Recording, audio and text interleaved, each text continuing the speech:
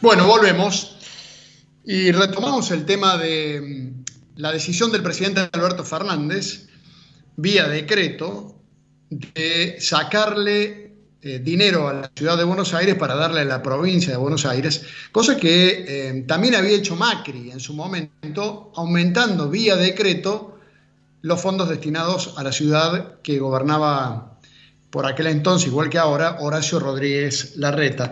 Queremos saber qué dicen los números en la cuestión de la coparticipación y de los fondos discrecionales que se envían desde la Nación. La semana pasada un informe muy interesante del IERAL de la Fundación Mediterránea. Marcelo Capello está en línea de Palabras Cruzadas. Marcelo, gracias por atendernos. ¿Cómo estás? Hola Fernando, un gusto hablar con ustedes. El gusto es nuestro de tenerte y de que nos puedas contar a nosotros y a la audiencia qué están marcando los números en materia, primero de coparticipación, para saber si efectivamente la provincia de Buenos Aires venía poco beneficiada en el mapa nacional. La provincia de Buenos Aires se viene quejando por el tema de la coparticipación hace muchos años.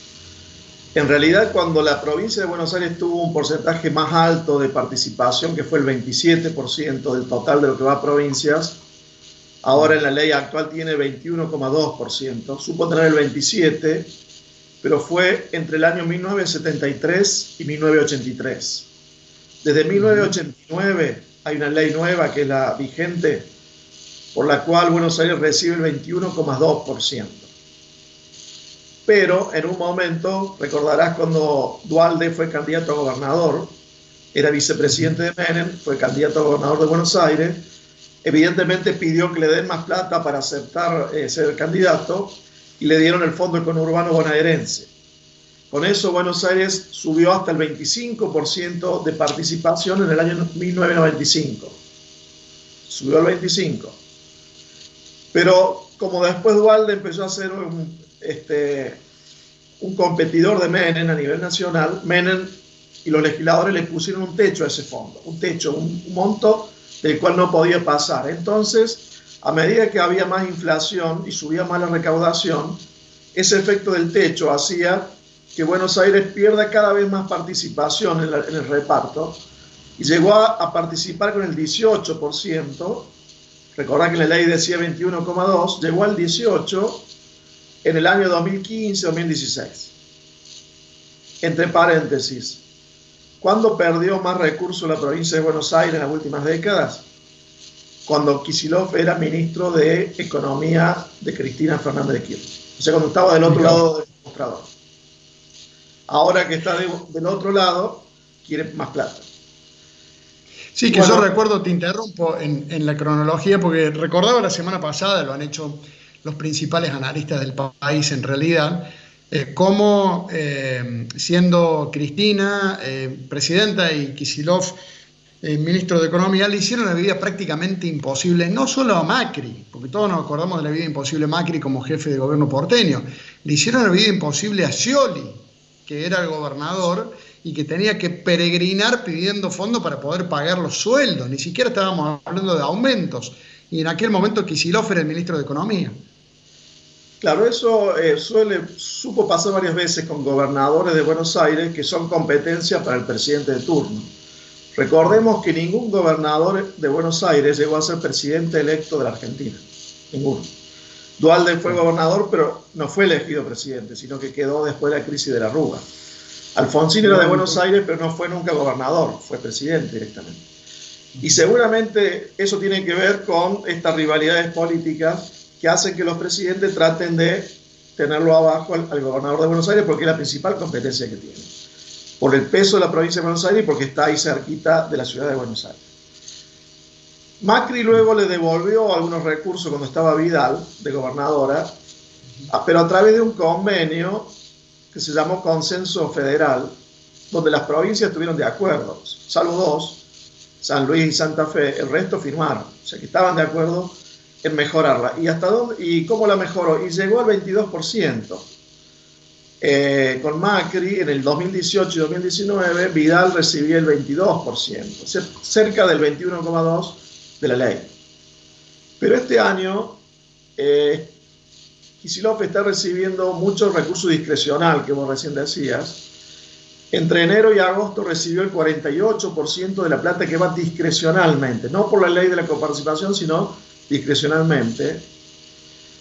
Por eso, este año, si uno tiene en cuenta los recursos discrecionales, Buenos Aires está recibiendo ya el 25%. Y si le sumamos lo que le van a dar ahora, que le sacaron a la ciudad de Buenos Aires, y ya se va a acercar al 27%. Y acá mi posición sería, bueno, estaba bien que Buenos Aires tuviera una participación similar a la que dice la ley actual que debe tener, que es ser entre 21 y 22% del total de lo que va a provincia. Ahora, llevarla a 27%, yo creo que eso ya ameritaría discutir una nueva ley de coparticipación federal de impuestos, donde se tiene en cuenta la situación de todas las provincias, del gobierno nacional, y se discute toda la ley de coparticipación. Me parece un exceso, claro, el dinero que se le está enviando a la provincia. Y que además nunca, claro, Marcelo, nunca había visto que le saquen a una jurisdicción para darle a otra. Claro, bueno, esta era la otra cuestión. Esta era la otra cuestión porque, digamos, este 27% va en detrimento de otros distritos, claramente. Y dos preguntas. La primera es, ¿los fondos discrecionales generalmente guardan alguna relación con el porcentaje de coparticipación o se dan a gusto y piacere del presidente? Y en este caso, cuando la coparticipación está en el 25 o 27, ponele, tenemos fondos discrecionales por el doble, por casi el 50%. ¿Eso guarda, repito, alguna relación entre los fondos discrecionales y la coparticipación? No, al ser discrecionales no están obligados a guardar ninguna relación objetiva y de hecho se politiza. Así como Menem le daba el 40% de esos recursos a La Rioja. Después los K le dieron mucha plata a Santa Cruz. Y ahora eso está yendo más a la provincia de Buenos Aires, quizás porque Cristina tiene su base electoral ahora en el Gran Buenos Aires y Kicillof sería un poco uno de sus representantes directos, ¿no?